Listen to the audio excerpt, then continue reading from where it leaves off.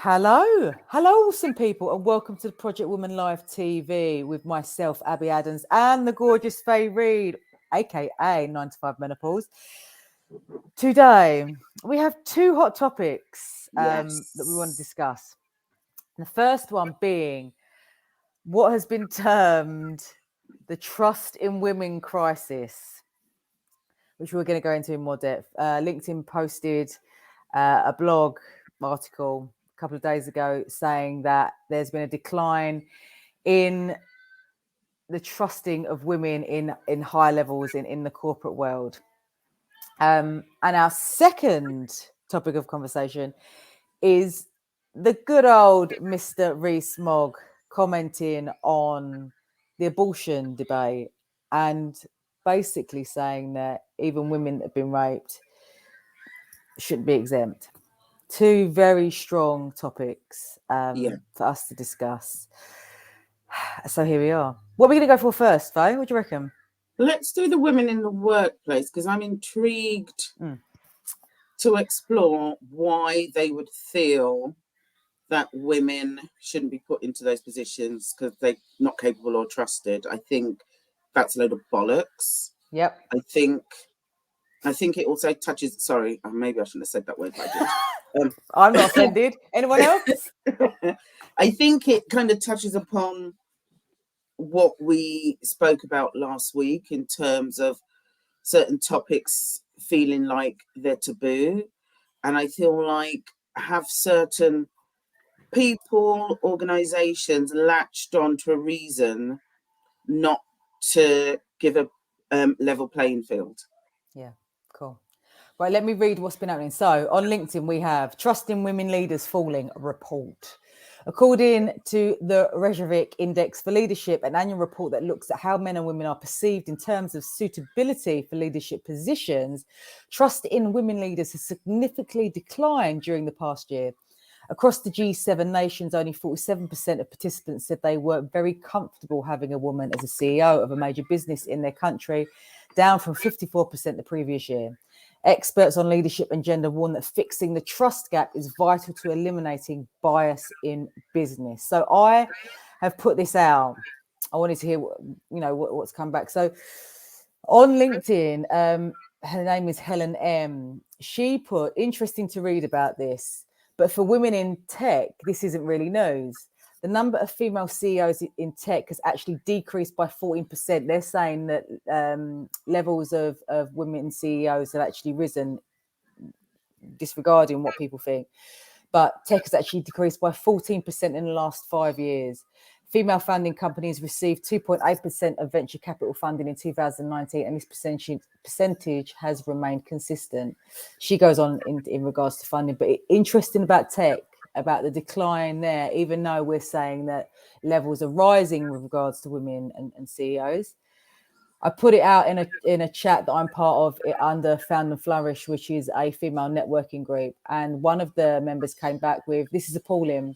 When articles are written like this, it was entitled Trust in Women Crisis. I mean, just, yeah. But why? Why? Oh, keep going. Sorry, keep going. No, keep pen and paper, Faye, write it down. Don't forget. When articles like this are written with negative language using the term crisis and are put out into the world, it puts the notion into people's heads that this is true, making it hard for us to stand in our power, maybe changing the title to something like Women Leaders Are on the Rise, but there is work to be done. Love that. That was from Serena Gasparini. This story's hero line is there are more women leaders worldwide. If they build the same report on men, what would be the percentage of trust in male leaders? Percentage is a really shit way to make a comparison on something. Couldn't agree more. We then have from M-Powder, the group in M-Powder, someone commented, I think that's why we need to keep pushing companies to promote women to the highest levels. It's hard to argue with success. Much easier to say you don't like something you have no experience of. I think that is very big on that. Yeah. For me, what I see is when I hear distrust, we all know it's all about fear. There is a fear there. Yeah. What's the fear of women holding these positions? What are the beliefs behind this? And for me, what shows up time and time again is that when we have this projected at us, these beliefs about women's incapabilities in the workplace and in the corporate world, what's the first to go? Our health. Because what tends to happen is women, we rush to the fore because we have to prove that we are good Capable. at what we do, capable, exactly. And so the last thing, the first thing to go is our health. You know, women will then be staying late, you know, at the detriment to Yeah. not only their needs, but also to their families, because we've got to prove that we're okay, people. That's what Yeah. really got to me about this. That's why I wanted to bring this up, is because we've got to maintain this sense of self-worth. Yeah, people are going to fling shit at us. They always will do. You know, it will always happen. But we need to maintain this sense of self-worth. And, you know, for me, this is understanding our differences that will get us to an equal footing. If it and I do agree with you, and I'm not disagreeing with you actually. I do Yeah. agree with you, but it just kind of makes me think, because I was kind of born into the generation of just like, you can do it all. You can have your kids. You can put off having kids till later in life. You can go on holiday. You can go out, party, do whatever you want to do, and you can have your career. And I'm not saying, is there an element of, can we have it all? But I think going back to what you've just said, as in the acceptance and awareness that we do have to give that bit extra than our male counterparts. And whether that's in terms of proving ourselves and having to stay late and being a bitch to prove that we're as strong as the male counterpart, but also navigate having crippling periods, navigate being pregnant and being at the top of the food chain, but still having to prove yourself when you're heavily pregnant to do certain things. And coming back to the menopause, more women than ever have reached the top of their career or just about to hit that point, and they could be crippled with menopause, and then they're just shunted to the side, or they lose their confidence or feel they can't cope. There is so much wrapped up in this in terms of acceptance, and I say acceptance and belief that, like, I'm doing a good job, just reward me, not because I'm a female, not because I'm black, not because I'm this, just reward me because I'm doing a good job. But why is there still a long way to go? Because there is. Yeah. And in some respects, because I am on different social medias, and I do like to keep abreast of what's going on, and things like what's happening in America and in the UK to a certain extent, where there's a massive uprising of men feeling, we're not men. You're women reaching that pinnacle of their career. That's a manly thing. They shouldn't be doing that. And I'm like, what the hell? What the hell? And it feels like we're going back. Like, men can't cope. And there's certain prominent men which are preaching this kind of ideology. And young men are thinking this.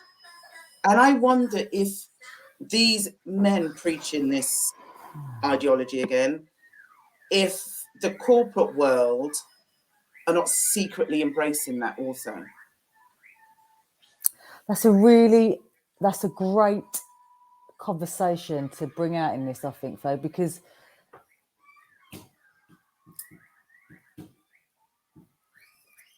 change requires listening. And yeah, absolutely, it requires everybody. And what I said yesterday was, I could dump a load of emotional debris on this. I can revert back to what's happened to us. I can revert back to the patriarch. I can say all of this. We all know it. Yeah. But how is that going to change anything? And what that fuels is these believers believing exactly what they believed in the first place, that women are incapable, they're emotional, they keep going backwards. Oh my God, blah, blah, blah. How are we going to change this conversation? And this requires, and I think what you've just said about these men, this emergence of an old feeling. Well, it's like trying to shove something into a place, isn't it? That has no preparation. And so I can appreciate that men feel threatened, because if you hold that belief, it is going to dictate your response. And if you're not allowed to say anything, and I think this is another aspect that we need to approach, is the sensitivity around everything. Now, don't get me wrong, we have to be conscious of the words we use, but in a way that you are not emotionally dumping on others. What I have been taught to believe is that no one can upset you unless you allow them to. That's hard. It's a very Yes. big working process with me. Yeah. I'm not saying that you can go out and say whatever you want, but when we understand that we have a choice to be offended by someone, I think that's a game changer. Because when we look at it, that someone that's spurting out, they're looking Yeah. for attention. When I see it like that, I see someone that's looking for attention, has no idea really of what they are doing. It makes it easier for me. I can come from a place of less defensiveness, because I think, yeah, that's all your crap, mate. That's got nothing to do with me, really. What is it that you are really trying to say? That you need attention, that you need a bit of help, there's some stuff going on there. That's all right. You've got that going on. Do you know what I mean? I love the way you say that.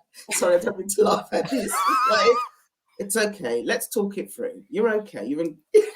But this is it. But what happens here? Secret Squirrel, they put a poll together, they bring this out, dump. So now we've got a retaliation going on.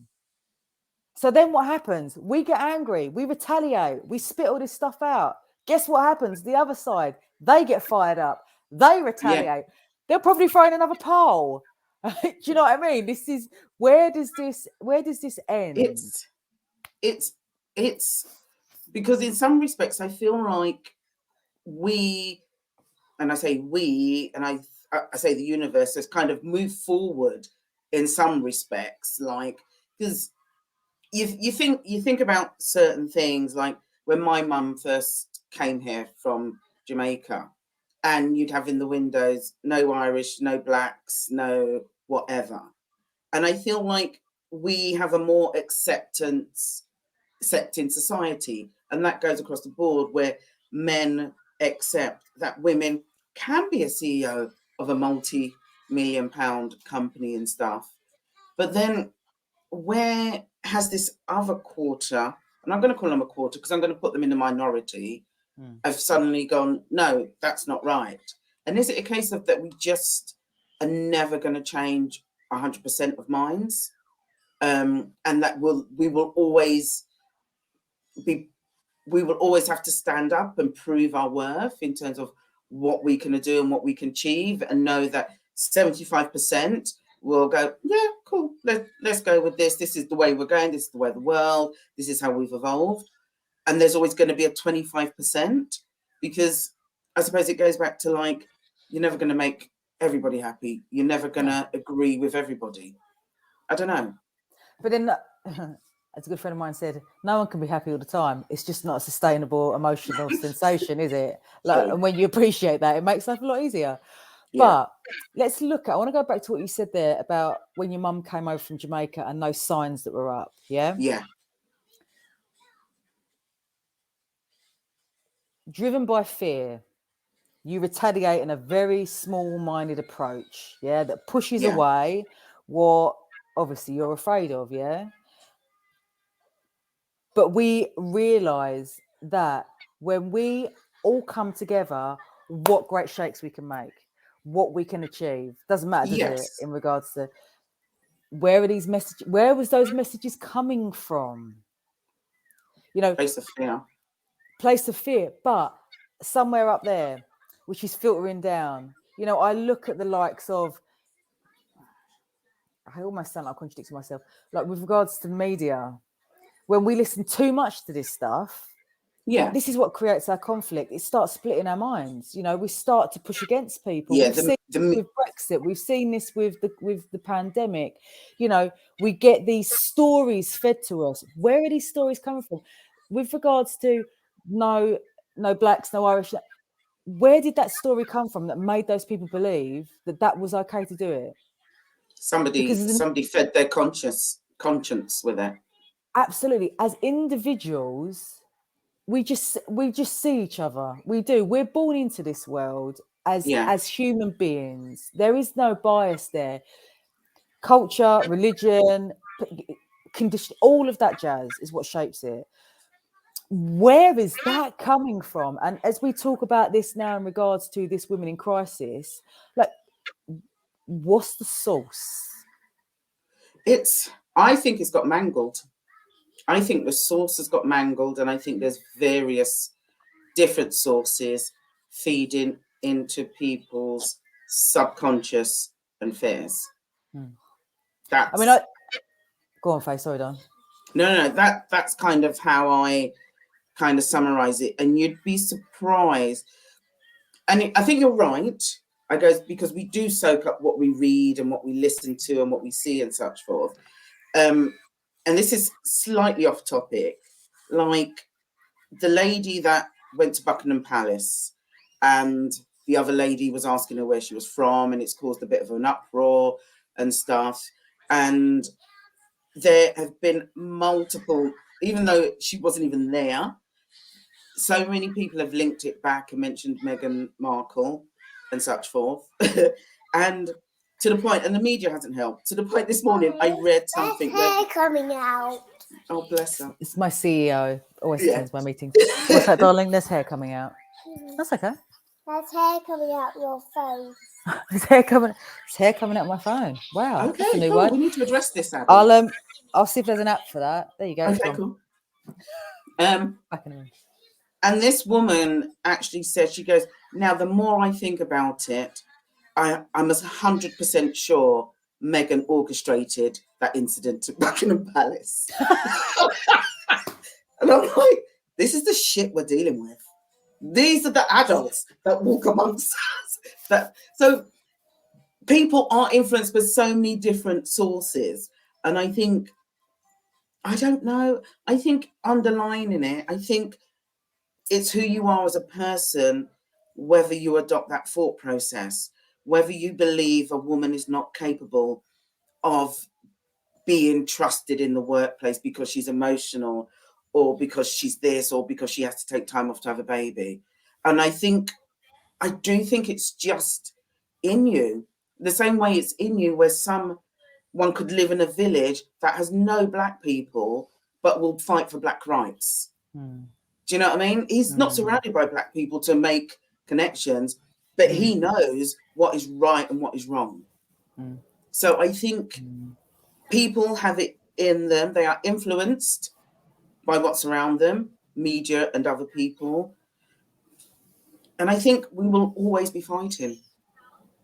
I'd like to think there'll come a day when we don't, but I do think we will always be having to prove ourselves. And I think we're now having to prove ourselves in a different sphere from what we had to prove ourselves 20 years ago.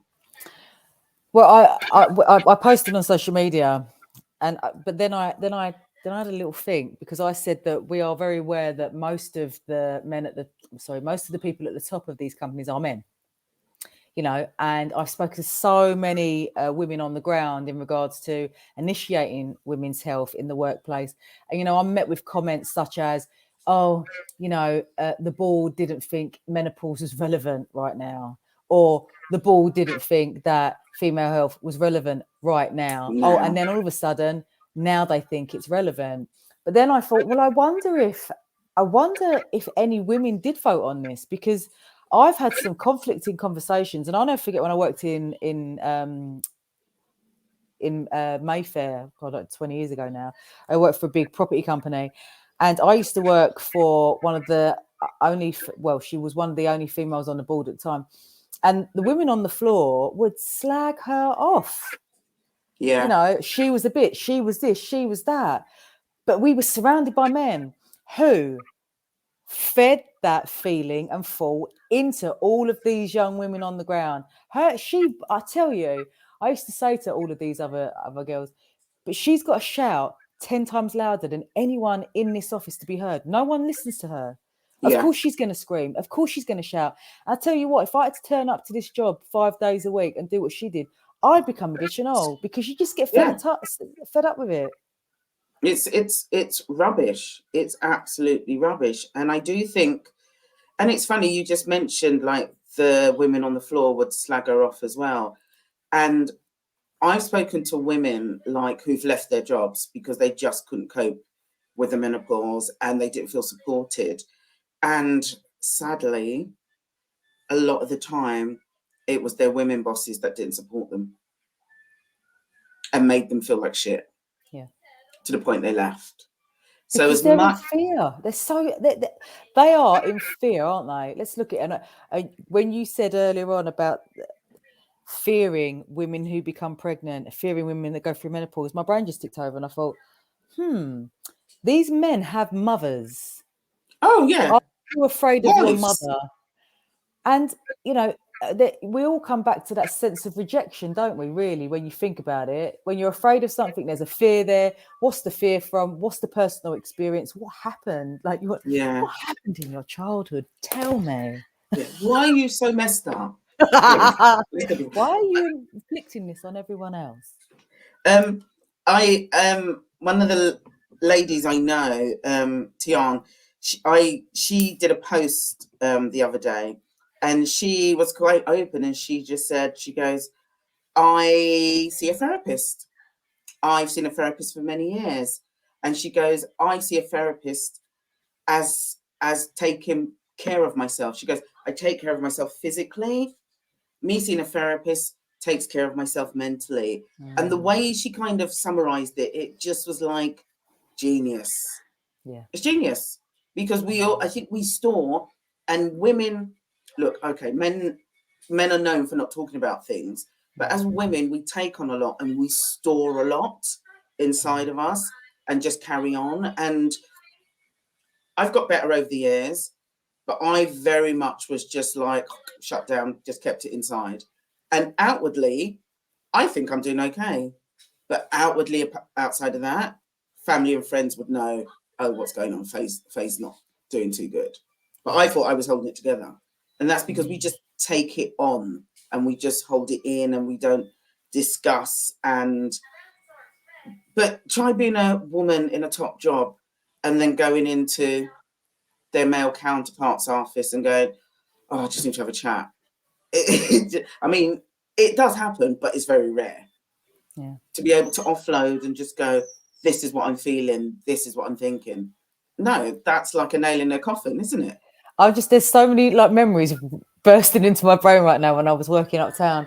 You know, I remember one of the guys really upset me and me going into the toilet and just bawling my eyes out. I did start to cry in front of him and you could just see his face just like going backwards. Oh my God. And then inside I'm saying to myself, don't let him see you. Don't let him see you. Running into the toilet. And you think, oh my God, when I look back at that, I played right into his hands. But then if we had this space where men and women could go with their emotions to be expressed in a healthy manner, perhaps I wouldn't have bawled my eyes out in front of this colleague. Perhaps I wouldn't have had to have gone. I mean, God, it's so cliche. It's so old film cliche, isn't it? She runs to the toilet to bawl her eyes out. You know, we don't need to be there anymore, do we? Come on. Is anyone else, if anyone's watching, by the way, is anyone else still doing this? Are you still going to the toilet to cry if you work in an office? Oh, I've done it. I'm sure every woman at some point has done it, and probably some men as well, but they're never going to admit to that. We deserve more. Yeah, we need the cry pod. We need the cry pod. It would be permanently full. We know that. It'd be very wet. Sounds wrong. Sounds very wrong. Very wrong. Another discussion. John. I don't know. I feel, you know what I feel like? I feel life in terms of advancement and equality across the board has gone in stages and jumps. And I'm going back from the 70s to the 80s to the 90s and people being accepted. I feel like the COVID lockdown was a massive uprising and surge with people being given jobs. I'm trying to get my words out. So basically, George Floyd died, and every company in the world just went, "Oh, we need to look at our diversity policy," which included having women in certain positions on board members and stuff. Massive push. That's really died down a little bit, I would say. And I mean, I make no bones about it. During COVID, I was unemployed and I did a lot of contract work. And I would say, I've said it to my friends, I said it to my family, and I'm just like, it's a good time to be black right now because the opportunities are being thrown at me left, right, and centre. And like, I was just keeping it real because that's what it was. It's just like, all of a sudden, it was a good time to be black. Is that a hashtag? Yeah, hashtag good time to be black.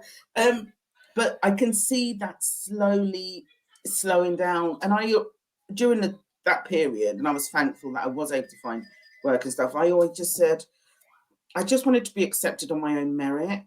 And you companies, and it wasn't just a minority, it was loads of companies. Like, why have you not already got black people or women in senior positions sitting on those seats? Why? Yeah. And I feel like there was a massive push then, and some companies are still trying to make sure they address it and make sure there's a level playing field for everyone. But it's definitely slowed down. Definitely. Do you know what? Because I want to bring this to a close, so we get to talk about the second subject. But Ruth Ramsey has put, I would, if I did, run to the loo to cry if I worked in an office. Yes, yes. I totally agree. There is that. There is that. So what I want to, do you know what I feel this really plays into is it's all about integration. And you saying about this influx of, you're talking about when great time to be black, when there was more employment and open doors for you. Is this the same thing with women? They've just done it as a lip service, like most things. It comes out in the open. It's a lip service. We hear this so much, especially in regards to female health. We talk about it. We put the most mediocre of approaches in place that don't serve these women. They don't feel supported. It makes no bloody difference. But now it's not just the women that it's impacting, it's the men as well, because really and truthfully, what they're saying is they feel left out. Yeah. So we're looking at the integration, aren't we? That's what we need to be working on. If you agree out there, please send us a note. Please get in contact. We want to hear how you're feeling and what you're feeling. Next conversation is, let me get this up. He strikes again. Senior Tory MP Jacob Rees Mogg launched an astonishing attack on abortion rights in the UK, calling the legal procedure morally wrong. I was going to say moggy wrong. Morally wrong. Oh, please Moggy wrong and a cult of death. The ex-cabinet minister said it was wrong for the state to allow abortion and refused to agree that the right to termination of pregnancy should be protected, even in cases of rape and incest. I mean, I got one question for this fella, and that is, if your wife was raped, would you take on that child? Would you expect your wife? Would you expect your wife to go through with that pregnancy after she had been raped? And then would you take that child on? I would really like to put that question to you. I wish they had, because he was in front of a panel when he was questioned and stuff. I am biased because I think he's a complete waste of space. So anything he says always just manages to rile me up. But put him aside. And this is kind of an add-on from the US when they had passed that abortion bill, so to speak. And maybe I'm just living in the wrong era, because I'm like, how can these duffer old white men, and actually some black men, stand up and go, right, this is what I'm going to decide for you. Right, I'm going to decide for you. This is what's going to happen in your life should XXXX happen. And I'm like, what the hell? What, like, who are you that you think you have the right to dictate what happens to my body? My body. I don't know you, you don't know me, but you're going to dictate what happens to my body. Now, whether you believe in abortion or not, a woman, anybody, no, not just a woman, anybody has the right to say what happens to their body. Some man who I've never met, who lives in the dark ages, who is not equipped with real life realities, because he's not. He lives in this bubble where he thinks this should be done, that should be done. And I've got a wife, I've got 10 kids who I dress like they were born in 1850. And sorry, I don't like him. Have I said that already? Not, Faye, I couldn't tell. I couldn't tell, honestly. No, but seriously, it's just like, my thing is, with a lot of these people, can you just live people's lives, even for a week or a month? Do the life that they live, encounter the people that they encounter, live on the estate they live if they're scared to go out after dark and there's a chance they could be raped. Go and live with a woman that's been raped for a month and see the after effect that has had on her. Yeah. Like, it's a bit like, how dare you? Yeah. How dare you stand up there and preach morality to me when you are the opposite of morality? Do you know, sorry to interject, Faye, I remember when that first got passed in America, I was listening to the radio and a woman came on and she was talking about, she was from Ireland and she had she was pregnant, she became pregnant and they found out the baby wasn't going to survive. It had such a severe defect, but she had to carry that child full term. Yes. She wasn't allowed to terminate that child. And she said giving birth, I mean, it was incredibly painful. I mean, it was awful for this woman, incredibly painful. And she gave birth to her dead baby. She went through that whole process. I mean, I can't even put into words. I can't. There are no words. She went through that. I mean, because she wasn't allowed. She wasn't allowed. Her body. Yeah. And that is what we're dealing with. That is people dealing with people making decisions which are so out of touch with reality. They're making decisions on women that can't afford to feed their kids. They're making decisions on women who have been traumatically raped and thinking, well, that's unfortunate. There's a child in there. You have to carry it. And it's, I don't want to dismiss people that believe in the sanctity of life. That is your choice. Absolutely. But can we give the other side a choice as well? Absolutely. I mean, it's not it shouldn't be used as a pill, if you know what I mean, in the fact that I don't really want that child. I don't believe in that at all. No, I don't. But situations, yeah, absolutely. Ruth has said, I wonder whether Rees Mogg would have a further opinion based on whether the fetus was female or male chromosome. Which is really true. And when I watched him yesterday, I was just like, I wonder what your decision would be if you'd been raped. Yeah. But with, like you said earlier, you said about the archaic approach and mindset. I mean, again, you're not giving us much. I mean, it should be us trusting you. I mean, at the moment, we've got this about women. We've got this with regards to abortion. I mean, I'm surprised any women are talking to you. You know, there is we are creating a massive divide in something that we should really be working to bridge together. And I mean, I use my husband as an example, and he, he's one of my inspirations in life. I never forget when the female football team, it was in the paper, finally agreed that they could be paid for their maternity leave. And I read this out to my husband, and I went, this is fantastic. I mean, it should be a given anyway. And he went, but I already thought they had that. No. So you can see, I sometimes feel as well that this generation of men that we have is they just don't realise. They believe that it should be like this, so it is. Yeah. You know? I think those are the ones that are kind of like forward thinking. Those are the ones that just assume that, okay, this is what happens in life. This is women do get maternity pay and such forth. These are the ones that are just think life is okay. But there's a big raft of society and little pockets like the female football team. And there was something else as well I read. I don't know if it's in terms of their underwear to do with tennis or something that came out as well. Yeah.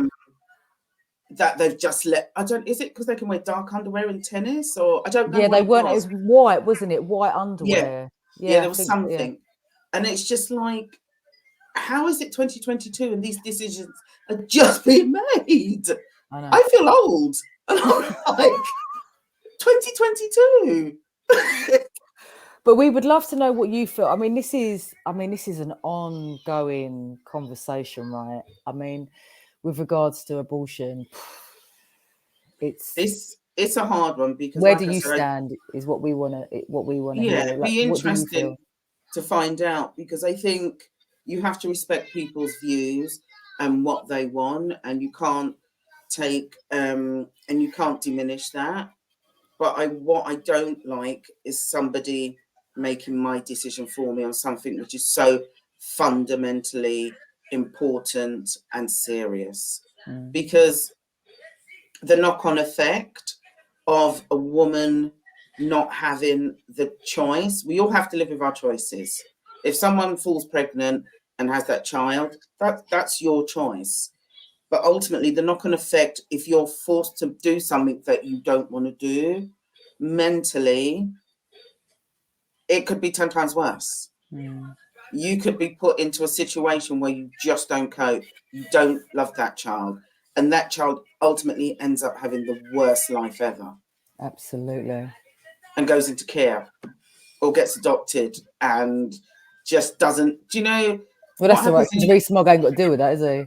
No, he hasn't got to deal with it. So he don't care. And then they worry about the welfare system. Oh, too many people are on benefits. Well, actually, do you know what I mean? There's so many different strands to it. And I think everyone should be given a choice, and everyone's choice should be respected. Absolutely. Where do we go from here? Like in both conversations, where do we go? Because I feel that retaliation isn't the way forward. We've been doing this for too long now, right? It's almost like what's that saying about insanity? Doing the same thing over and over, the same thing over and over and expecting to change.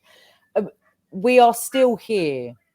And like you said, Faye, it almost feels like we're going backwards. Yeah. Why are we going backwards? Well, because we're doing the same thing over and over again.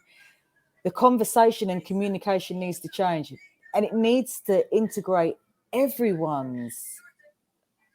That sounds hard, but it needs to integrate everyone to come together. All right, we're not going to agree on everything, but we've got to integrate. And for men and for women to understand each other, we can't keep trying to control each other.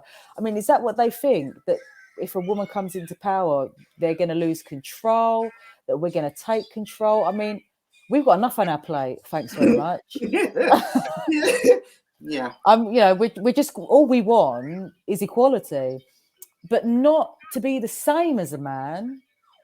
I don't want to be the same as a man. I realise that now. All of these wonderful feminist females, women before me that have fought to get the voices heard and to be seen, and they fought to be more like a man, like to be as hard as a guy.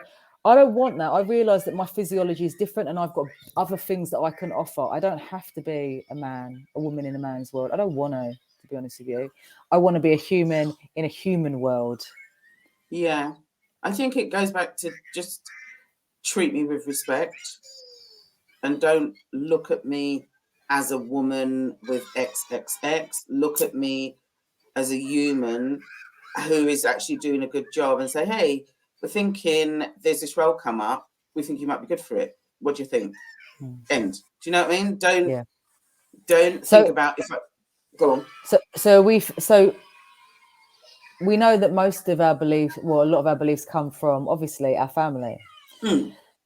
So how do we support and you know, if they are from a misogynistic, racist approach, we're looking at the schools, aren't we? We're looking at our schooling. What is going on at the schooling? I mean, that in itself, I mean, that's a whole chat. That's a whole chat. We've only got 10 minutes left. That's a whole chat, but I do think family and friends do influence that as well. Absolutely. It plays into each other. But, you know, what are schools focusing on at the moment? And my little boy comes home, he's terrified of maths. It's just maths. What about how to live? What about life skills? You're not going to get that in a state school. You're just not. And that's do you get it at a private school? I think you get it more in a private school and you'd get it more in a specialist, as in the independent schools. I think they might look at giving you life skills. I think our state schools, and I don't know, I'm not a teacher, so I don't want to slag it off in any form. I think our state schools are very much have a curriculum they have to stick to get for them to be marked as an adequate school. So when it comes to life skills, that's not even there. I mean, they've just introduced menopause as part of like the biology thing into schools. And you can tell they're just going to literally touch upon it. It's not going to be, how do you deal with this in the workforce? So you go to work one day and your boss is really grumpy and snappy. What do you do? Go to the toilet and cry. Yeah. Completely distrust her. Yeah. Do not trust her and go to the toilet and cry. Yes. I mean, what a way to end our conversation. I like that one. But let's not take this serious. I was going to say on a serious note, let's not take this seriously. Let's not fall into that mind trap. No. Because that's all they are. You know, this is why we create these conversations, to air them so we know what's going on, but then so we can rise above it. And so for me, with regards to the first conversation on, you know, CEOs, high-ranking women, keep doing what you're doing, but don't let your health suffer. In fact, let your health be the platform for all of your successes at every given moment, because you will only go higher as healthy as you are. Yeah, because remember, that is your foundation. And in regards to the abortion, my goodness, we have just got to stand together on this one. Really stand together and keep talking to I'd say the right people, but what does that even mean? I say keep talking to your communities. This is really important. Keep the conversation alive and let them know that they are not alone. Yeah. You know, if a woman is going through this and she is afraid, you know, that abortion is an option that she wants to take for her own reasons, you know, all she needs is an ear and someone to lean into. And I think this is, you know, this becomes hard, doesn't it? I could imagine in COVID times, good Lord. I mean, in-person meetings, being with people, community, so strong. Don't give up on that. Such a difference. It does make such a difference, Abby. It really does. And it's funny, kind of ending this, because I'm going to ask you what your song of the week is. I'll tell you what mine is, and I just think it's quite apt, actually. On Spotify, they give you your year unwrapped, so it tells you what songs you've listened to the most this year, songs and artists. And one of mine was The Sounds of Blackness, Optimistic. And I just like, very apt.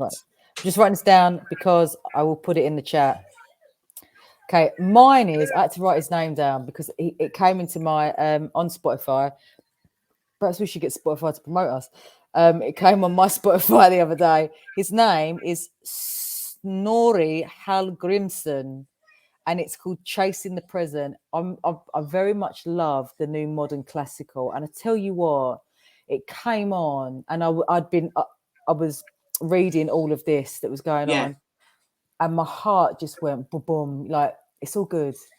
Come back to love. Come back to love. Come back to love. Don't forget, vibration. Love, love, love, love, love. Amazing. Yes. Thank you so much for joining us, Faye. Always good to be here with you, my sister. Love the chat. Love the chat. Faye is sunning herself somewhere tropical next week. No, she's not. I don't know where she's going. Where are you next week? No. Next week, I'm filming some stuff for the BBC. She's filming some stuff for the BBC. So Abby might be solo. No, I'm not. I am with Ruth Ramsey. She's joining me as a guest on the panel. And Ruth, we're going to talk about sex. Oh, I'm going to listen. We're going to talk about sex. One. We're going to talk about masturbation. We're going to talk about ways of alleviating stress. We're going to talk about sex in a way that is great for women. And if it's great for women, it's going to be great for men, isn't it? Oh! Hello. Ruth, thank you for joining us, darling. I can see you. I loved your comments. Thank you, darling. Faye, awesome as always. And thank you, wonderful humans. We will see you next week. See you later, guys. Bye.